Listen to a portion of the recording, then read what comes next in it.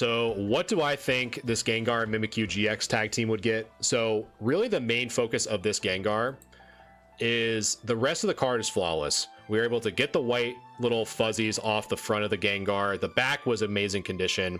The main point of focus is really going to be those two very, very small creases in the top foil there.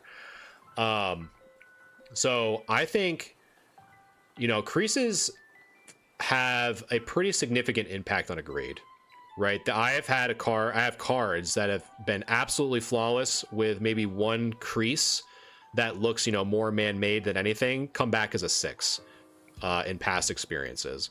However, I think this crease on the foil only, because we look at it in the back, it doesn't transfer on the back. I think this is probably what your main saving grace is, meaning that it doesn't necessarily look man-made, and it's more looks like just how the foil was laid on the card, almost kind of like an air bubble or an air pocket is what it kind of looks like to me.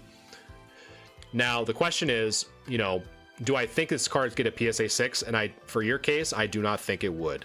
However, I think, you know, the question is going to be, you know, do we consider a crease of this magnitude as a near mint plus, right? Because a PSA 8 or above is considered near mint plus, right? So the question is, do we consider a small crease in the foil a near mint plus card? And I would probably argue, unless, you know, and again, this would be a good submission to do anyway to kind of learn as a community. In addition, this card is super clean, so you might be able to kind of sneak away with an 8.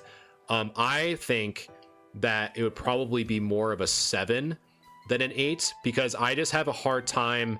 And again, this might be a really good broader discussion, you know, of a crease. You know, does a crease still warrant kind of that near mint plus grade?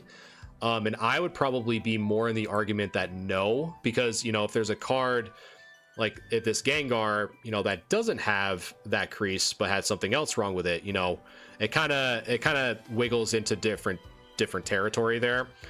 So I would probably say, you know, with the crease, you're probably looking at a 7 because it is man-made. But if it does, you might be able to squeak away with it if it's not as bad in person. You might be able to squeeze away with that 8.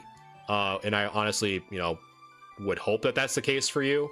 But just knowing, just based off of, again, my personal experiences with submitting cards that have been flawless besides a crease, that have been worse than that. Worse meaning like they look more kind of man-made and it kind of transfers over a little bit to the back. Those have instantly got 6s and the rest of the card was flawless. So that's kind of where my head is at, and that's where that kind of observation is coming from.